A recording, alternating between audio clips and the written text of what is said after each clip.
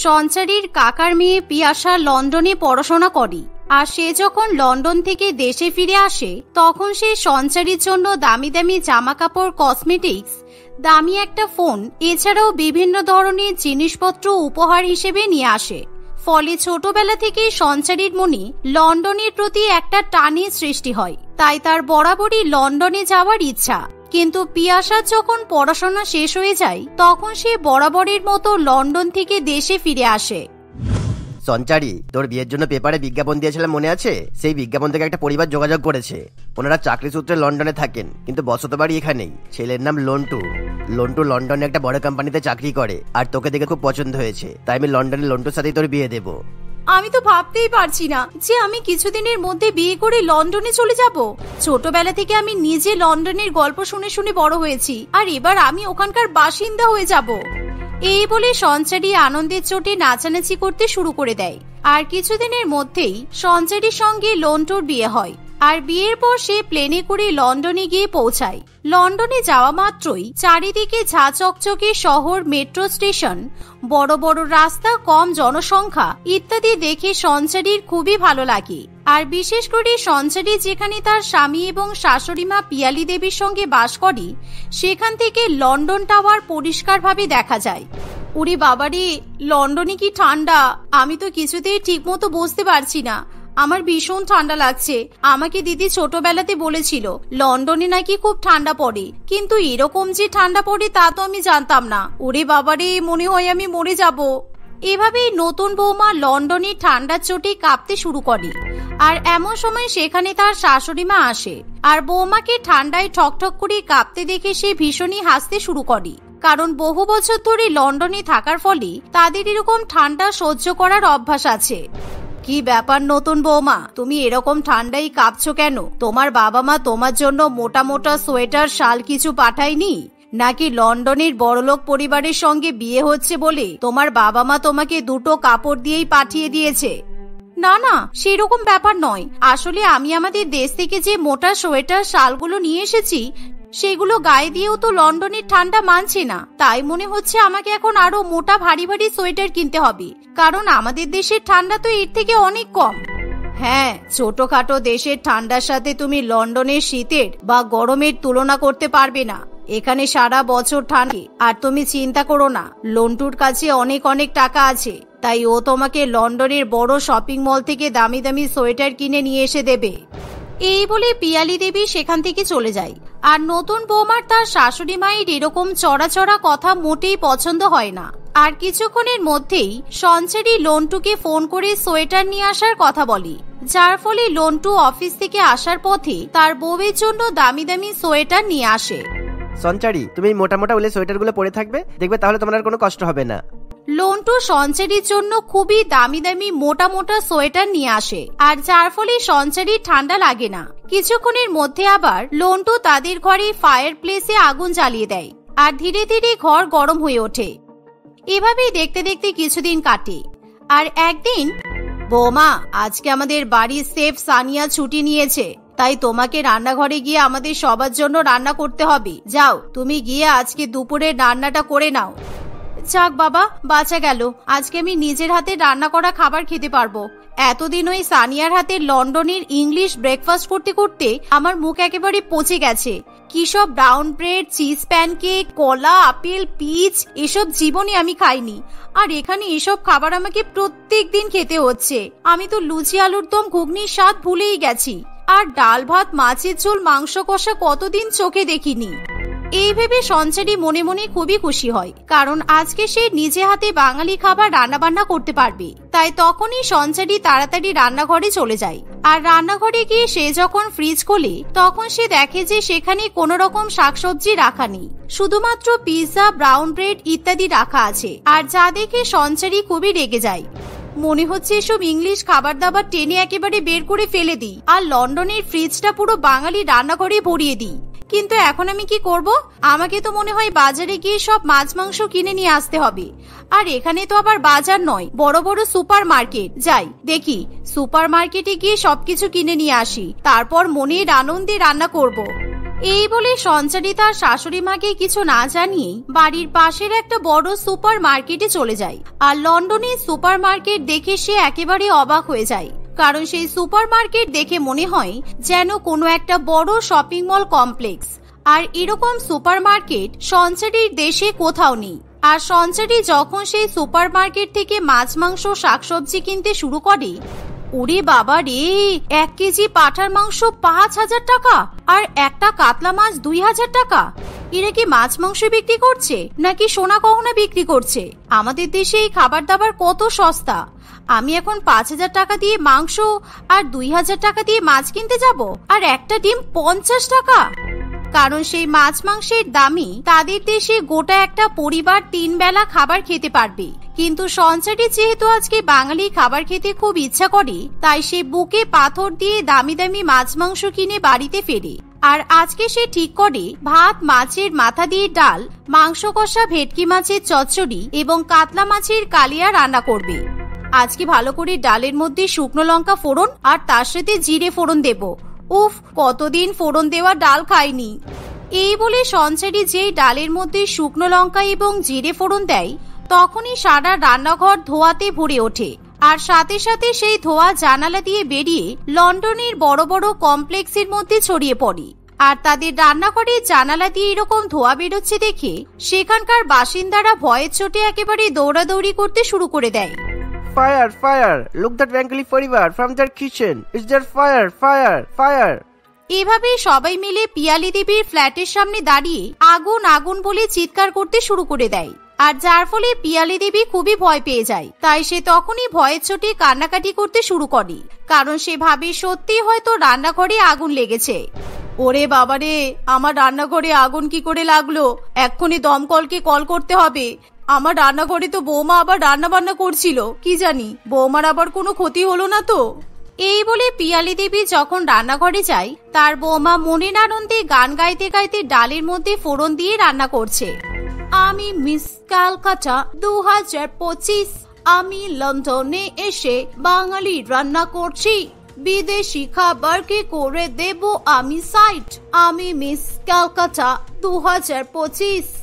এভাবে সঞ্চারীকে বাঙালি রান্না বান্না করতে দেখে তার শাশুড়ি মা ভীষণ পরিমাণে রেগে যায়। আর সে রান্নাঘরে এসে তার বৌমাকে খুব বকাবকি করতে শুরু করে, কারণ তাদের ফ্ল্যাটের সামনে ফরেনাররা একেবারে ভিড় জমিয়ে দাঁড়িয়ে থাকে। তুমি একদম লন্ডনে থাকার উপযুক্ত নও। তোমাকে কে বলেছে এরকম ফোড়ন দিয়ে বাঙালি রান্না বান্না করতে?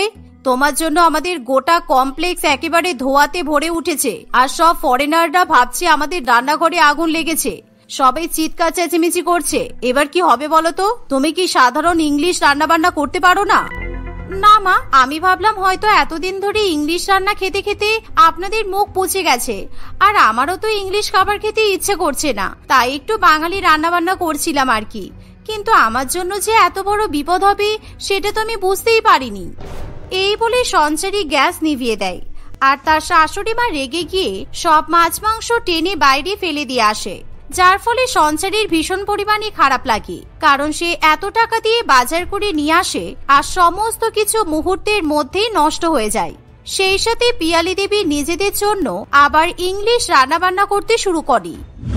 এভাবেই দেখতে দেখতে কিছুদিন কাটে, আর প্রত্যেকদিন লন্ডনের কালচারের সঙ্গে মানিয়ে নিতে সঞ্চারীর কোনো না কোনো সমস্যা হয়। আমি ভেবেছিলাম লন্ডনের জীবন অনেক ভালো হবে, আমি অনেক আরাম করতে পারবো, কিন্তু এখন বুঝতে পারছি এর থেকে আমার দেশের বাড়ি অনেক ভালো ছিল। আমি ভালো মন্দ খাবার খেতে পারছি না, আর যেখানেই যাচ্ছি সবাই এত এত ইংলিশে কথা বলছে, আমার বুঝতে খুব অসুবিধা হচ্ছে। তার উপর জিনিসপত্রের এত দাম, আমার কিছু ভালো লাগছে না। এভাবেই আরো কিছুদিন কাটে, আর একদিন সঞ্চারী লন্টুর সঙ্গে লন্ডনে ঘুরতে যায়। আর এমন সময় সঞ্চারী রাস্তার উপর এক ফুচকাওয়ালাকে দেখতে পায়। এমন সময় তার খুবই ফুচকা খেতে ইচ্ছা করে। চলো আমি আর তুমি গিয়ে ফুচকা খেয়ে আসি। ওই বাকিংহাম প্যালেসের সামনে ফুচকার দোকানটা দেখে বেশ ভালো মনে হচ্ছে। আর এখানকার ফুচকাওয়ালাগুলো কি বড় লোক গো, রাস্তার ধারে একেবারে দোকান খুলে ফুচকা বিক্রি করছে। হ্যাঁ চলো। এই বলে লন্টু সঞ্চারীকে ফুচকা খাওয়াতে নিয়ে যায়। এই যে দাদা, বেশি করে বাদাম দিয়ে, ছোলা দিয়ে আর ঝাল দিয়ে ভালো করে ফুচকাটা মাখুন, আর হ্যাঁ টক জলটা কিন্তু বেশি করে দেবেন। What? I don't know Bengali. Please talk to me in English. What is fuchka? This is Jigglypuff. ফুচকার এরকম ইংলিশ নাম শুনে সঞ্চারী একেবারে অবাক হয়ে যায় আর সে কোনো রকম কথা বলতে পারে না। এমন সময় লন্টু ফুচকাওয়ালাকে ভালো করে ইংলিশে ফুচকা মাখার কথা বলে। তখন সেই ফুচকাওয়ালা লন্টুর ভাষা বুঝতে পারে আর সঞ্চারীকে ভালো করে ফুচকা মেখে খাওয়াতে শুরু করে দেয়। কিন্তু সঞ্চারীর সেই ফুচকার স্বাদ মোটেই ভালো লাগে না, কারণ সে নিজেদের দেশের ফুচকার স্বাদ পছন্দ করে। আর এমন সময় লন্টুর একটা অফিসের ফোন এলে লন্টু ফোনে কথা বলতে চলে যায়। আর কিছুক্ষণের মধ্যে সঞ্চারীর ফুচকা খাওয়া হয়ে গেলে, দাদা কত টাকা হলো?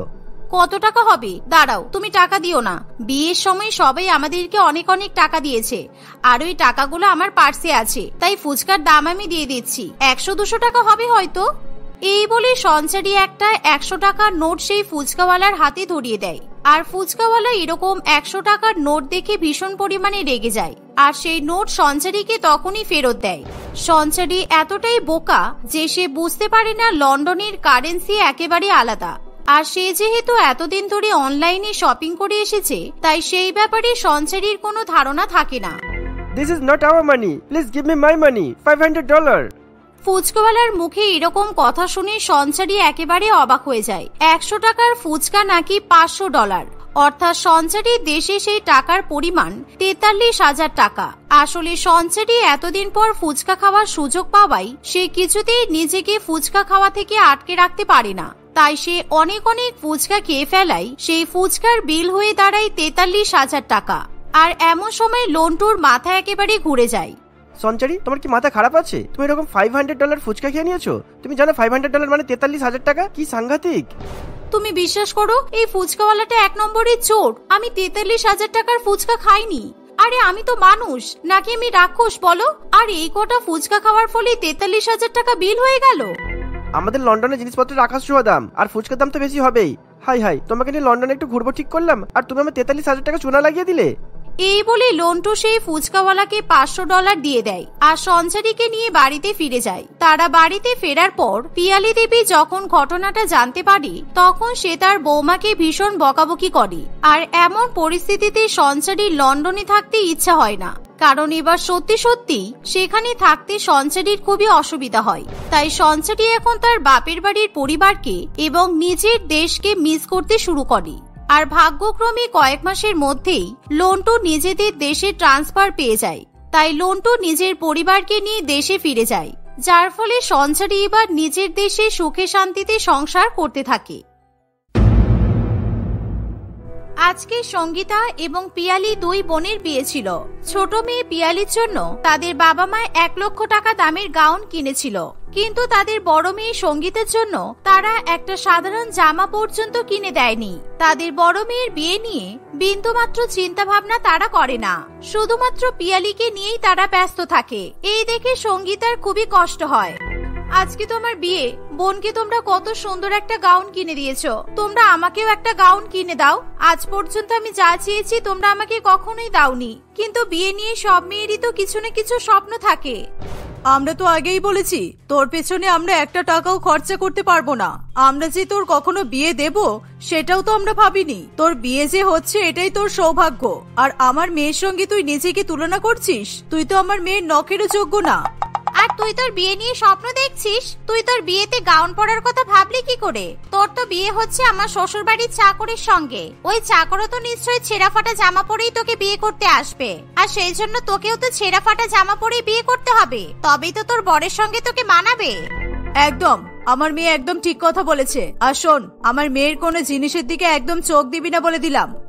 বাবা, তুমিও কি এদের কথাই শুনবে? তুমিও কি আমাকে একটাও গাউন কিনে দেবে না? আমার 1 লক্ষ টাকার গাউন চাই না বাবা, অন্তত 1000 টাকা দামের একটা গাউন কিনে দাও আমাকে। আমি বলেছি না তুই আমাকে বাবা বলে ডাকবি না? তোকে কিছু কিনে দেওয়ার মতো টাকা আমার কাছে নেই। আর তুই এই বাড়ি থেকে বিদায় হচ্ছিস আমার খুব ভালো লাগছে, কারণ তোর এই অপায় মুখটা আমাকে আর দেখতে হবে না। সঙ্গীতা তার পরিবারের সকলের কাছ থেকে এরকম ব্যবহার পেয়ে খুবই দুঃখিত হয়। আসলে ওটা সঙ্গীতার মা এবং সৎ বোন ছিল। সঙ্গীতাকে জন্ম দেওয়ার সময় তার নিজের মা মারা যায়, আর সঙ্গীতার গায়ের রং কালো হওয়ায় রামকমল বাবু কিছুতেই তার সদ্যজাত শিশুকে সহ্য করতে পারে না। এ কেমন মেয়ে তুমি দিলে উপরবেলা আমাকে? এই মেয়ে তো জন্মানোর সঙ্গে সঙ্গে নিজের মাকেও খেয়ে ফেলেছে, তার উপর গায়ের রং এত কালো। এই কালো অপয়া মেয়েটার জন্য আমার স্ত্রী আমাকে ছেড়ে চলে গেল। একে আমি কখনোই নিজের মেয়ে বলে স্বীকার করতে পারবো না। জন্মের প্রথম দিন থেকেই রামকমল বাবু তার সদ্যজাত শিশুকন্যা সঙ্গীতাকে অবহেলা করতে শুরু করে দেয়। 2-3 মাস যেতে না যেতেই রামকমল বাবু আবার দ্বিতীয় বিয়ে করে এবং চন্দ্রিমাকে বিয়ে করে বাড়িতে নিয়ে আসে।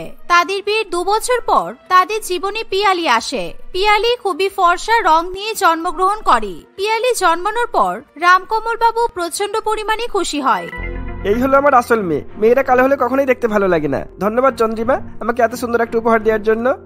এভাবে রামকমল বাবু এবং চন্দ্রিমা দেবী সঙ্গীতা ও পিয়ালির মধ্যে ভেদাভেদ করা শুরু করে দেয়। ছোটবেলা থেকেই তারা সঙ্গীতাকে দিয়ে বাড়ির সমস্ত কাজ করাতে থাকে।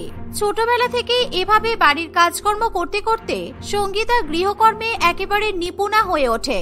সে বাড়ির কাজ খুবই নিপুণভাবে করার সঙ্গে সঙ্গে খুবই সুস্বাদু খাবারও রান্না করতে পারে। মাত্র 12 বছর বয়সী সঙ্গীতার হাতে রান্না খেয়ে যে কেউ অবাক হয়ে যেত, কিন্তু তবুও তার পরিবারের লোকজন তার কদর করত না। এমনই একদিন, এই তুই এখানে দাঁড়িয়ে আছিস কেন? তুই জানিস না তোর মুখ দেখলে আমি খাবার খেতে পারি না? যা চলে যা আমার চোখের সামনে থেকে। আজকে আমার চিকেন খাওয়ার ইচ্ছা করছে না, তুই আমার জন্য এখনই অমলেট বানিয়ে নিয়ে আয়। কি রে, আমার মেয়ে কি বললো শুনতে পেলি না? আমার মেয়ে যখন যা বলবে মুহূর্তের মধ্যেই যেন সেটা হয়ে যায়। তোকে এই বাড়িতে রাখা হয়েছে শুধুমাত্র আমার মেয়ের সেবা যত্ন করার জন্য, বুঝেছিস? তা না হলে তোর মতো এরকম মুখপুরি মেয়েকে আমি কখনো এই বাড়িতে স্থান দিতাম না, কবেই বিদায় করে দিতাম। সঙ্গীতা তার বাবার এরকম ব্যবহারে খুবই কষ্ট পায়, তাই সে কোনো কথা না বলে সেখান থেকে চলে যায়। এরকম ভাবে সময় কাটতে থাকে। সঙ্গীত এবং পিয়ালি দুজনেই প্রাপ্তবয়স্ক হয়ে ওঠে। সঙ্গীতার বয়স হয়ে গেলেও তার বাবা মা তার বিয়ে নিয়ে কোনরূপ চিন্তা ভাবনা করে না। তারা পিয়ালির বিয়ের জন্য দেখাশোনা করা শুরু করে দেয়। একদিন রাগিনী দেবী তার একমাত্র ছেলে চিত্তরঞ্জন এবং তাদের বাড়ির কাজের লোক রমেনকে নিয়ে পিয়ালিদের বাড়িতে আসে। আপনারা কিছু মনে করবেন না, আসলে আমরা সাথে করে আমাদের বাড়ির কাজের লোক রমেনকে নিয়ে এসেছি। আসলে আমরা যেখানেই যাই রমেন আমাদের সঙ্গেই যায়। কোথাও গিয়ে আমাদের যাতে কোনো অসুবিধা না হয় সেই জন্যই রমেনকে আমরা নিয়ে যাই। না না দিদি, কোনো অসুবিধা নেই, চলুন না, চলুন বসবেন, চলুন। এই সঙ্গীতা, তাড়াতাড়ি এনাদের জন্য জলখাবারের ব্যবস্থা কর। সঙ্গীতা তার বাবার কথা শুনে রান্নাঘর থেকে একের পর এক সুস্বাদু খাবার নিয়ে এসে টেবিলে রেখে দেয়। সঙ্গীতাকে দেখে রাগিনী দেবীর মনে প্রশ্ন জাগে, আচ্ছা এই মেয়েটাকে, আপনার কি 2টো মেয়ে নাকি? আমরা তো শুনেছিলাম আপনার একটাই মেয়ে। হ্যাঁ হ্যাঁ, আপনি একদম ঠিক শুনেছিলেন, আমাদের তো একটাই মেয়ে, আর সেটা হলো পিয়ালি। আর এই মেয়েটা তো আমাদের বাড়ির চাকর, আপনাদের বাড়ির রমেন যেরকম সেরকমই। আচ্ছা, আপনারা এবার খাওয়া শুরু করুন। গিন্নি, এনাদের খাবার পরিবেশন করো। চিত্তরঞ্জন এবং তার মা খাবার খাওয়া শুরু করে। খাবারগুলো খেয়ে তাদের দুজনেরই খুবই ভালো লাগে। বাহ, খাবারগুলো তো দারুণ খেতে হয়েছে। এত সুস্বাদু খাবার আমি আগে কখনোই খাইনি। এই খাবারগুলো কে রান্না করেছে? আপনাদের বাড়ির কাজের মেয়ে রান্না করেছে নিশ্চয়ই। হ্যাঁ দিদি, এই রান্নাগুলো সব সঙ্গীতাই করেছে। আসলে ও খুব ভালো রান্না করতে পারে বলেই আমরা ওকে দিয়ে সব রান্না করিয়েছিলাম। আর তাছাড়া আপনারা আসছেন বলে কথা, আপনাদের জন্য তো সুস্বাদু খাবারের আয়োজন করতেই হবে। আচ্ছা বুঝলাম। আর আপনার মেয়ে রান্না বান্না করতে পারে তো? পিয়ালি, তুমি রান্না বান্না করতে পারো? আসলে রমেন বাড়ির সমস্ত কাজকর্ম করতে পারলেও ও কিন্তু রান্না বান্নাটা করতে পারে না, তাই কষ্ট করে হলেও আমাকে রান্না করতে হয়। তাই আমি এমন একজন বৌমা চাইছি যে বিয়ের পর রান্নার দায়িত্বটা অন্তত সামলাতে পারবে। এই শুনে পিয়ালি এবং তার বাবা মা ভয় পেয়ে যায়, কিন্তু তারা মিথ্যা কথা বলার সাহস পায় না। না আন্টি, আসলে আমি কোনো রান্না বান্না করতে পারি না। দেখতেই তো পাচ্ছেন আমাদের বাড়িতে কাজের মেয়ে আছে। হ্যাঁ দিদি, আমরা চাইলেই কিন্তু আপনাকে মিথ্যা কথা বলতে পারতাম, কিন্তু আমরা বললাম না। দেখুন, আমার মেয়ে কিন্তু খুবই ভালো, দেখতে যেমন সুন্দর তেমনই শিক্ষিত। আজকালকার শিক্ষিত মেয়েরা শ্বশুর বাড়িতে গিয়ে রান্না বান্না করতেও চায় না। আপনাদের রান্নার কোনো অসুবিধা হলে আপনারা তো রান্নার জন্য কাউকে রেখে দিতেই পারেন, রমেনকে যেমন রেখেছেন। আচ্ছা, আমি বলছিলাম কি, আপনাদের যদি কোনো অসুবিধা না থাকে তাহলে রমেনের সঙ্গেই তো সঙ্গীতার বিয়েটা দিয়ে দিতে পারেন। এমনিও সঙ্গীতার বাবা মা কেউ নেই, সঙ্গীতার বিয়ে হয়ে গেলে ও আপনাদের বাড়িতে গিয়ে রান্না বান্না সবই করতে পারবে। আপনারা দেখলেন তো এ কত ভালো রান্না করতে পারে। আর সঙ্গীতা আপনাদের বাড়িতে থাকলে আমার মেয়েরও ওখানে গিয়ে থাকতে আর কোনো অসুবিধা হবে না। এ নিয়ে আমি তো কিছু বলতে পারবো না। আর তাছাড়া এই সিদ্ধান্ত নেওয়ার অধিকার শুধুমাত্র এদের দুজনের। এটা রমেন আর সঙ্গীতাকেই ঠিক করতে দেওয়া উচিত। রমেন, তুমি কি সঙ্গীতাকে বিয়ে করতে চাও? রমেন সঙ্গীতাকে বিয়ে করার জন্য রাজি হয়ে যায়, আর সঙ্গীতাও মনের দুঃখে বিয়ে করতে রাজি হয়ে যায়। সঙ্গীতার আর কিছুতেই ওই বাড়িতে থাকার কোনো ইচ্ছে ছিল না, তাই সে মনে মনে ভাবে এই বাড়ি থেকে বিদায় নিয়ে সে হয়তো শান্তি পাবে। এভাবে পিয়ালির সঙ্গে চিত্তরঞ্জনের এবং রমেনের সঙ্গে সঙ্গীতার বিয়ে ঠিক হয়। বিয়ের ডেট ফাইনাল হয়ে যাওয়ার পর থেকেই পিয়ালি তার বাবা মাকে নিয়ে বিয়ের কেনাকাটা করা শুরু করে দেয়। তার বাবা মা তাকে দামি দামি গাউন, শাড়ি, সোনা গহনা অনেক কিছুই কিনে দেয়, কিন্তু তারা সঙ্গীতাকে কিছুই দেয় না। এভাবেই দেখতে দেখতে তাদের বিয়ের দিন চলে আসে। বিয়ের দিন সকালবেলা সঙ্গীতা ভীষণ পরিমাণে কান্নাকাটি করতে থাকে। হে উপরওয়ালা, তুমি আমার কপালে এত দুঃখ কষ্ট কেন লিখেছো? আজকে যদি আমার মা বেঁচে থাকতো তাহলে হয়তো আমাকে এই দিনটা কখনোই দেখতে হতো না। মা, তুমি আমাকে ছেড়ে কেন চলে গেলে? সঙ্গীতা তার মায়ের ফটো দেখে খুবই কান্নাকাটি করতে থাকে। তখনই সঙ্গীতার মনে পড়ে তার মায়ের ঘরে একটি বহু পুরানো বাক্স রাখা আছে। সঙ্গীতা আর দেরি না করে তার মায়ের ওই পুরানো বাক্সটা খুলে দেখে। ওই বাক্সে বহু পুরানো বেশ অনেকগুলো তামা, পিতল এবং কাঁসার বাসনপত্র ছিল। সঙ্গীতা সেগুলো নিয়ে লুকিয়ে লুকিয়ে বিক্রি করতে চলে যায়। সেগুলো বিক্রি করে সে অনেক টাকা পায়। সেই টাকা দিয়ে সঙ্গীতা খুব সুন্দর একটা গাউন কিনে নেয়। সেই গাউনটা পরে সঙ্গীতা পার্লার থেকে খুব সুন্দর মেকআপ করে বাড়িতে আসে। সঙ্গীতাকে ওই গাউনটা পরে এবং পার্লার থেকে মেকআপ করার পর খুব সুন্দর দেখতে লাগে। সঙ্গীতাকে দেখে পিয়ালি এবং তার বাবা মা দুজনেই অবাক হয়। এই, তুই এত সুন্দর গাউনটা কোথায় পেলি? কে কিনে দিল তোকে এত সুন্দর গাউনটা? আমাকে কেউ কিনে দেয়নি, আমি নিজের টাকা দিয়েই এই গাউনটা কিনেছি। নিজের টাকা দিয়ে কিনেছিস বলতে তুই কোথায় পেলি টাকা সেটা বল। মা, ভালো করে তোমার আলমারি চেক করে দেখো তো এ বাড়ির কোনো জিনিসপত্র কিংবা টাকা চুরি করেছে কিনা। আমার তো মনে হচ্ছে নিশ্চয়ই বাড়ি থেকে টাকা চুরি করে এই গাউনটা কিনে নিয়ে এসেছে। না, আমি তোমাদের কোনো জিনিসই নিইনি। আমি আমার মায়ের বাক্স থেকে তামা, পিতল, কাঁসার কয়েকটা বাসনপত্র বিক্রি করে এই গাউনটা কিনে এনেছি আর পার্লার থেকে মেকআপ করেছি। কি, তোর সাহস কি করে হলো তোর মায়ের বাক্সে হাত দেবার? তুই কি আমাদের কাউকে জিজ্ঞাসা করেছিস কিছু? তুই তো এই গাউনটা পরে বিয়ে করতে পারবি না। তাড়াতাড়ি গাউনটা খুলে ফেল, তাড়াতাড়ি কর, এখনই বরযাত্রী চলে আসবে। না হলে আমার শ্বশুর বাড়ির লোক এটাই জানে যে তুই এই বাড়ির চাকর, আর তাই তোকে চাকরের মতো করে বিয়ে করতে হবে। এত সুন্দর গাউন পরে তুই কিছুতেই বিয়ে করতে পারবি না, কারণ ওরা যদি জেনে যায় তুই এই বাড়ির চাকর নয় এই বাড়ির মেয়ে, তাহলে বিপদ হতে পারে। কি হলো, শুনতে পাচ্ছিস না? এই নে, তোকে আমি পিয়ালির একটা পুরানো জামা দিচ্ছি। এই জামাটা তুই তাড়াতাড়ি পরে নে, আর এই গাউনটা আমাকে দে, আমি পরবো। ঠিক তখনই সেখানে রাগিনী দেবী, তার ছেলে চিত্তরঞ্জন এবং রমেন চলে আসে। সঙ্গীতা এবং তার পরিবারের সব কথাই তারা শুনে ফেলে। ছি, আপনাদের লজ্জা করলো না এরকম একটা জঘন্য মিথ্যা কথা বলতে? নিজেদের বাড়ির মেয়েদেরকে আপনারা চাকরের পরিচয় দিলেন। রমেন আমাদের বাড়িতে কাজ করে ঠিকই, কিন্তু রমেনকে আমরা সবসময় ওর যোগ্য সম্মানটুকু দিয়েই থাকি। আর আপনারা এতটা নিচে কিভাবে নামতে পারলেন? না, আপনাদের মতো মানুষের সঙ্গে আমরা কখনোই সম্পর্ক গড়ে তুলতে পারবো না। হ্যাঁ মা, আমি এরকম মিথ্যাবাদী মেয়েকে কখনোই বিয়ে করবো না। ভাগ্যিস আমরা ঠিক সময় এসেছি। আপনারা দয়া করে এরকম করবেন না। আমরা যা করেছি শুধুমাত্র আমাদের মেয়ের ভালোর জন্যই করেছি। দয়া করে এই বিয়েটা আপনারা ভেঙে দেবেন না। এই মুখপুরি, তোর জন্য আজকে আমার মেয়ের বিয়েটা ভেঙে গেল। তোর জন্য হয়েছে এসব। তোকে আজকে আমি শেষ করে দেব। এই বলে চন্দ্রিমা দেবী সকলের সামনে সঙ্গীতাকে মারধর করতে শুরু করে। রাগিনী দেবী এবং তার ছেলে কিছুতেই সঙ্গীতার উপর এমন অত্যাচার মেনে নিতে পারে না। থামুন বলছি, থামুন। আপনি এইভাবে মেয়েটার উপর অত্যাচার করতে পারেন না। আমরা চাইলেই এখনই পুলিশকে খবর দিয়ে আপনাদেরকে জেলে পাঠাতে পারি। এইভাবে একটা মেয়ের উপর সারা জীবন আপনারা অত্যাচার করলেন। মা, আমি পিয়ালিকে নয়, আমি সঙ্গীতাকে বিয়ে করতে চাই। সঙ্গীতা, তুমি কি আমাকে বিয়ে করতে রাজি আছো? এই শুনে সঙ্গীতা খুবই খুশি হয়। সঙ্গীতা চিত্তরঞ্জনকে বিয়ে করতে রাজি হয়ে যায়। আসলে চিত্তরঞ্জন এবং তার মা এরকমই সরল, সিধেসাদা এবং গৃহকর্মে নিপুণ একটি মেয়ের সন্ধানে ছিল। আর সঙ্গীতার সরলতা তাদেরকে প্রথম দিনই আকর্ষিত করেছিল। সঙ্গীতার গায়ের কালো রং নিয়েও তাদের কোনো আপত্তি ছিল না, কিন্তু সঙ্গীতা ওই বাড়ির চাকর বলে তারা সেদিন পিছিয়ে গিয়েছিল। কিন্তু আজকে সঙ্গীতার আসল পরিচয় জানার পর চিত্তরঞ্জন এবং তার মা সঙ্গীতাকে তাদের বাড়ির বউ করবে বলে ঠিক করে। পিয়ালি এবং তার বাবা মা তাদের ভুলের জন্য খুবই লজ্জিত বোধ করে। চিত্তরঞ্জন সঙ্গীতাকে বিয়ে করে নিজেদের বাড়িতে নিয়ে চলে যায়। এদিকে পিয়ালি এবং তার বাবা মা শুধুমাত্র আফসোস করতে থাকে।